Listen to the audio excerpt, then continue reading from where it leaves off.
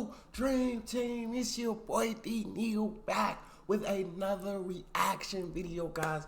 Here we are with how my views on the American dream have changed since living in Germany.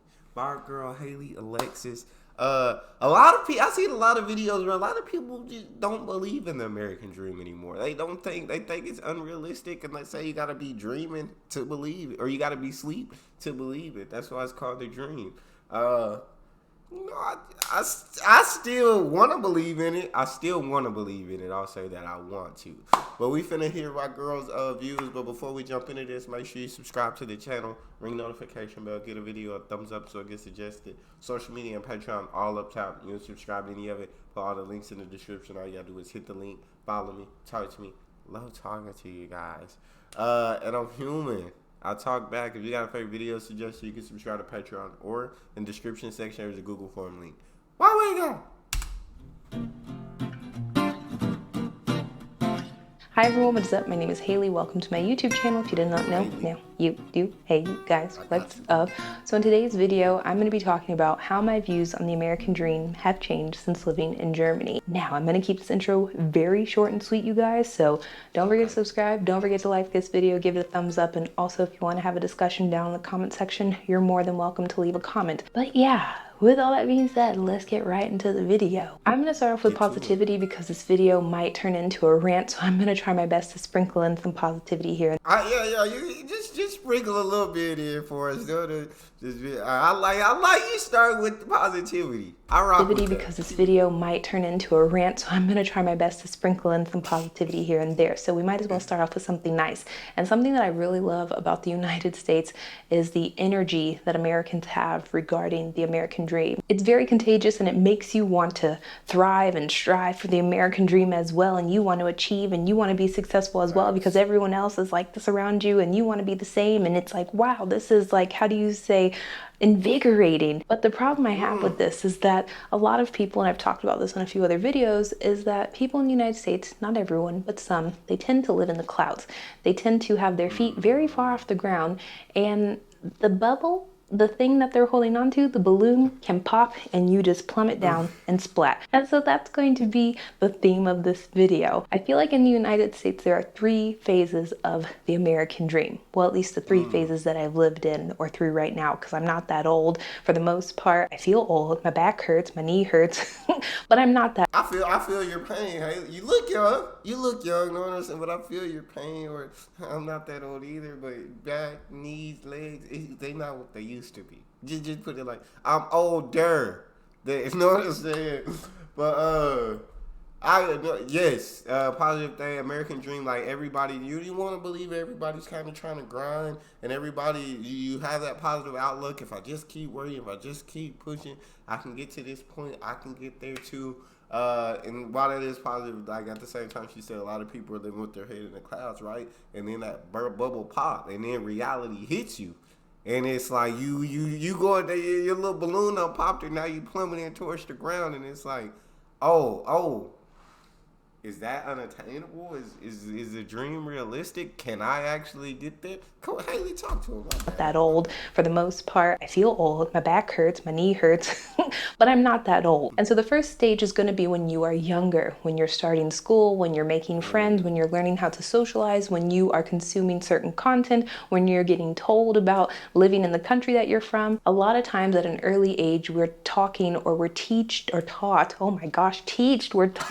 about the American dream in the United States as kids. It might not be as, how do you say, straightforward as me saying this is the American dream, but it's little things sprinkled in here and there, like our lunches in the United States. Where I was from and where I grew up, you guys, if you had money, you could afford getting nice lunch at the school. And then for me, I was poor. And so we got poor people food at school, which y'all know how that is. It's not the best food. Hold on, Haley, at school, which y'all know how that is. Let me pause it, because that pizza day, when I was a kid, I thought this was good. I was like, ooh, pizza day, better go get this pizza, better get that rectangle pizza. And I enjoyed it. Hey, you want your pizza, bro? You want your pizza? You don't want your pizza? I eat your pizza. And I definitely ate the corn. But I thought this was a good meal growing up. If you gave it to me now, I'd kind of be like, it's just, I don't want it. But growing up, I rocked with it. So we got poor people food at school, which y'all know how that is. It's not the best food. And it's not like they would tell us, oh, you're poor, you can only eat that food. No, they would be like, oh yeah, their parents are paying, their parents have more money, their parents have better jobs, so they're able to eat these things and afford these things. And it's also things like being a kid and getting the generic non-named crayons that probably have colors called duck poop green versus getting the name brand crayons from Crayola where you get a royal forest green that have a nicer feel to them, that have a nicer box to them, that look more aesthetic. And those things slowly manifest. You got the crayon sharpener on the back of the box, sort of. That's when you feeling good. That's when you feeling good. Have a nicer box to them that look more aesthetic. And those things slowly manifest into wanting more. And this does happen in Germany 1000%. But when it comes to the consumerism aspect of things, Germany is not as divided as the United States is. And the next phase is when you get into your 20s and you start striving for the American dream in whatever manner you see fit. Some people, they start their own business. Some people, Meaning people take the information and early education they have received and try to apply it to their life to create a better future for themselves. This is usually when people start thinking they can reach the stars if they push and work hard enough. Bro, she's breaking it down perfectly so far. American dream in whatever manner you see fit. Some people, they start their own business. Some people, they want to have a family. Some people, they go to school because they want to climb the education ladder to be able to have a more secure or better job, better paying job, whatever it may be, striving for the American dream. People in their 20s usually use that time to do that, or they slowly start realizing that the American dream isn't attainable for everyone, which then leads you into your 30s, where you either accept that it's not for everyone, or you work even harder to try to achieve the American dream. And so for me, living in Germany, I've basically had my 20s shifted because I'm not in the United States. So I'm not dealing with the same obstacles or pressure that a lot of Americans have put on them regarding being successful. Germany helped me realize that the American dream isn't for me. It's not something that I can attain, nor do I want to attain it. And that there are other ways for me to be successful in the eyes of, let's say, myself than a society. A lot of people tend to forget that the American dream is not based on hard work, that you have to have a lot of other factors thrown in there to be able to achieve the American dream. You usually have to work hard, you have to slave away, you have to have an education, you usually have to have the privilege of having an education or money beforehand, you have to have luck. That's also something that a lot of people forget about, that luck is a huge factor in the United States. And so through all those things together, it's like a lottery. If you have all of the facts, it equals maybe success. No, I completely agree with everything that she's saying right now. Everything that she's saying is definitely facts. It's. I don't think it is an attainable dream, because if everybody could have that American dream, then it wouldn't be so.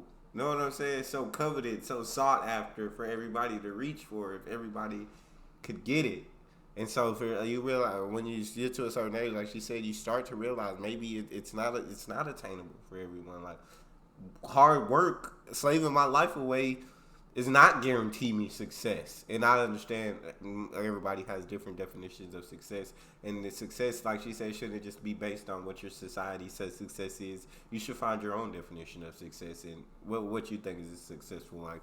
And so I completely agree with everything she said. And so through all those things together, it's like a lottery. If you have all of the factors for being successful, that will not automatically make you successful in the United States. The American dream is not there to be achieved, and if it is going to be achieved, it's only going to be achieved by a small percentage of people. It's there to keep order between three different classes of people. You have the people at the bottom. They won't blame the system, the corporations, the government, or anybody else that is failing. Getting out of poverty, your own fault for being poor, working your life was necessary to survive. This is your son. It's been in the family for generations. I them and like that exploiting them picture. for all that they're worth, they'll only blame Cause that's themselves, or they will facts. think that their failure is solely based on them. And the middle class will use the American dream a little bit differently than people at the bottom. They'll use it to be able to accomplish more and climb the career ladder, something that usually the bottom class can't do and won't do in the United States because they don't have the privilege, which is money, to be able to accomplish those things because everything has a price tag in the United States. And so the people in the middle class that are pushing and thriving and striving for the American dream, that have accomplished more and they are above the people at the bottom, they will keep working harder so they don't end up down there. And they will think that they have done more and that they have worked harder for these things that they have because they earn more, they have more, and in American society's eyes, they are more successful, even though the person at the bottom is probably working a lot harder. And this isn't always the truth. It's just something that I have observed that No. You spit facts, Haley. Haley, you preaching right now. Yeah. You on the ball right now. You in the a zone. lot Keep harder. And this talking. isn't always the truth. It's just something that I have observed that tends to happen Cause in the United States. And usually the middle class will say, hey, you just need to work harder to get where I'm at. If you just work a little bit harder, you'll be able to be as successful as I am. I And then swear to there's the third God. group of people, which is the actual successful people in the United States that run everything. And those people, Using their power and privilege to influence crappy decision, having access to things that should be available to everyone because they have money. Yes. 99% help the end of the American dream. You just got the 1% chilling. Bro, I love this video. actual successful people in the United States that run everything. And those people, they already know that the American dream is so toxic for the United States that they don't even have to push it, because the middle and the lower class, they'll fight with one another and push the American dream and promote the American dream as much as they possibly can, while they sit back, the people at the top, while everyone else makes them rich, exponentially more rich than everyone else in the country that doesn't fall into this little tiny percentage of people at the top. And living in Germany, I've slowly started to realize that the American dream is a trap, especially when it comes to debt. And it's that debt is there to make you a slave. In Germany, if you don't have the money to buy something, 9 times out of 10, you're not going to buy it. There are people that have credit card debt, other types of debt out there, but when it comes to having a credit card with a $20,000 limit maxed out because you have no discipline or self-control when it comes to shopping, that's something that you won't find happening as often in Germany as in the United States. And the reason behind this is because the American dream thrives on consumerism, capitalism, which equals debt in the American society. When you have more debt, you are a slave. You're forced to work. And so I do think that debt has a little bit to do with the horrible workers' rights in the United States. We can maybe compare debt numbers from Germany to the United States, or all of the like personal frivolous debt in countries that have amazing workers' rights, and then compare it to the United States and see which one is better. I could probably see developed countries with lower personal debt probably have better working conditions and workers' rights than the United States, or countries that have higher debts. Like I said, I might put that up, you guys, so you can see. We'll see how that pans out. But the thing is, if the American dream is so easily attainable and everyone can achieve it, it's being successful, it's being happy, it's being comfortable, why are so many people suffering? Why are so many people falling through the cracks? And why are so many people like not able to be those things without achieving the top? Why can't I On everything. It's because we put our happiness into things. Our happiness is dependent upon having things. I feel like, because that's what society says. You know what I'm saying? And they say you hear a lot of money can't buy happiness, but then what's promoted to you is having people with a lot of money being happy and having all of these things, and now you want these things. You want the nice car. You want the big house. You want all of that, and you feel like that's success. When like you should have your own definition of success. Success should be just living a happy life. Living a happy life should be your definition of success. And don't base your happiness upon things, because if you do that, you'll never have enough things. You'll always want more because you'll see people around you who have more, and you'll always strive for that. But if you're always wanting and wanting and wanting, when do you ever just get the chance to just be like, I'm happy, like I have enough to be happy? And it's a hard line to judge, I guess, between the one of wanting to strive for more, because I don't think that's a bad thing either, of striving for more, and then just being happy with what you have. It's tough. It's tough. People like not able to be those things without achieving the top. Why can't I be comfortable? Why can't I be happy like at the bottom? Because comfort and happiness, especially the base level of these things, are not things that should be able to be purchased. Of course, there are things that you can purchase that make you happier and that make you more comfortable, but at some point, where does like the base kick in? Where does the foundation of these things start? It should not start once you've achieved like the mid-range of the American dream. But I think that's what I've seen in Germany, is that even if you aren't the most successful person, you still have this base foundation of comfort, happiness, and success, because everyone views success differently. What Germany has taught me is that I don't need to be a millionaire, and I don't need all of the money in the world to be successful. I need to be able to appreciate the finer things in life, or the small or non-materialistic items of life, because with those things, I'm able to achieve like a more, how do you say, satisfied being of myself. I don't need to slave away my whole life not enjoying life in itself because I want to achieve something that isn't attainable. I have far less things here in Germany than I did and do have in the United States, and I am more content with myself in my life. I don't have a car. I don't have a house. I have bags. I love purses, you guys. That's my vice. But other than that, I don't have too much stuff. I could probably pack up my whole life, give or take, in like 2 to 3 suitcases, and that would be it.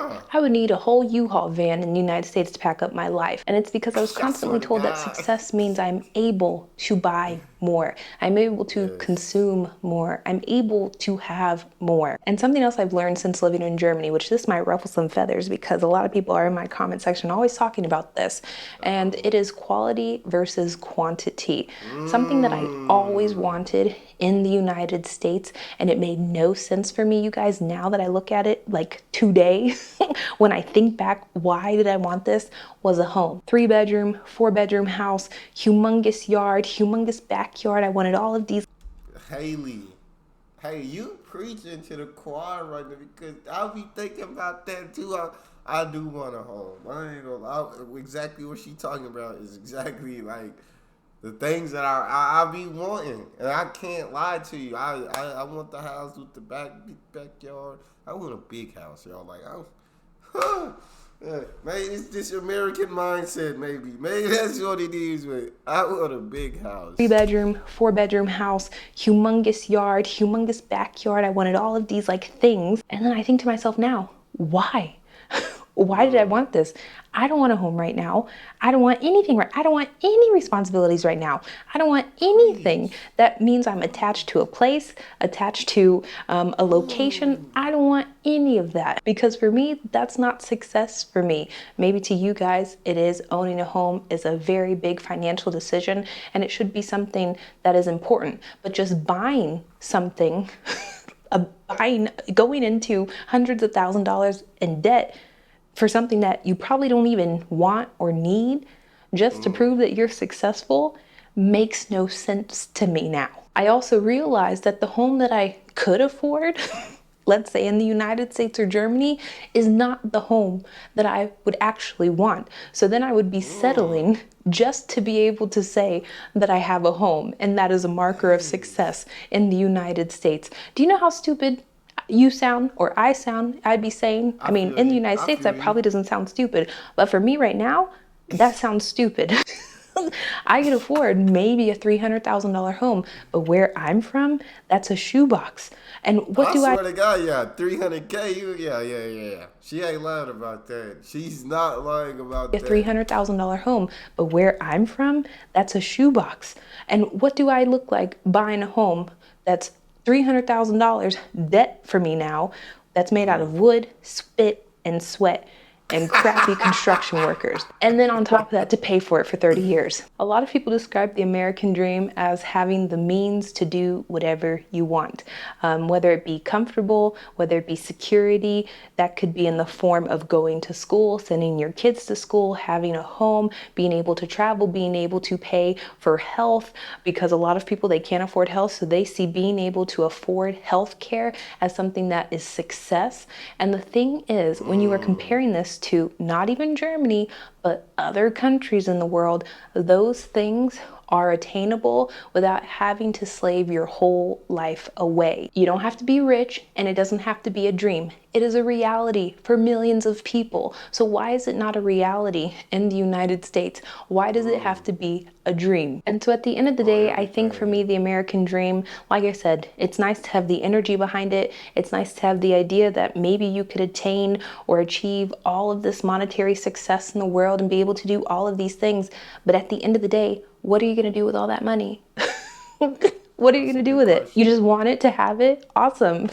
Okay, I don't need all the money in the world. I'm happy and content with the stuff that I have in my life today. What is missing in your life that you need money to fill it? And that's something that a lot of people in the United States, I feel like, need to answer. Because if you dig deep down, it's probably the simple fact that you want to enjoy living. And the thing is, you don't need money, or you don't need millions and billions of dollars to do that.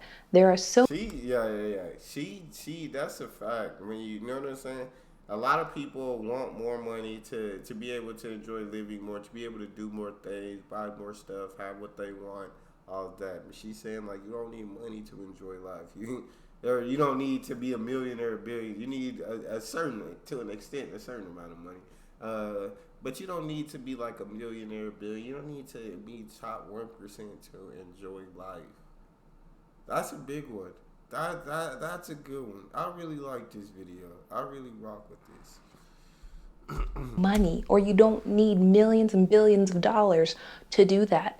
There are so many people that I know that are earning average money here in Germany that are enjoying life, that are able to enjoy life.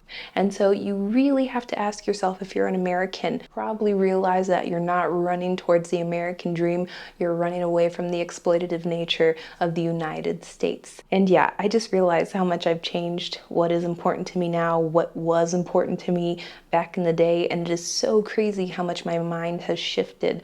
Granted, like I say, or like I said, it could be my age, but I really do think that Germany has a lot to do with it. Just the people that I'm around and just the things that I've been exposed to here. I really see success as something totally different than what I used to view it as in the United States. And I think that's like the main point that I tried to make with this video, which I probably went back and forth with like a little, I don't know, ping pong ball or something, not making my point. But that's all I wanted to say with this video. And so yeah, with all that being said, thank you so much for watching, you guys. I love y'all. Have a wonderful day, and bye. Adios. You hit the nail on the head. That was a really good video.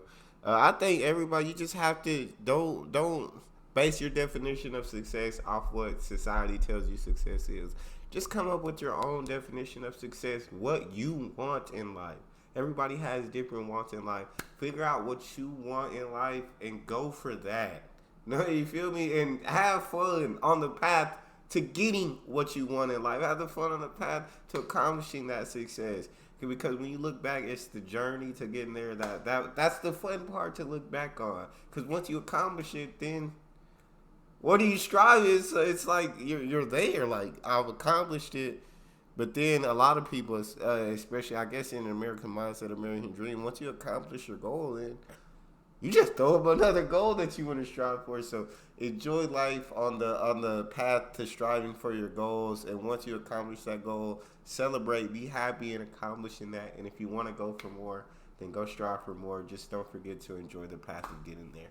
That's all I got for this one. This was a dope video. Shout out to Haley. If you guys got a favorite video, you can subscribe to Patreon, or in the description section there's a Google form link. All you got to do is hit the link, fill out your suggestions, send it to me. Want me to get to yours faster, fill out premium.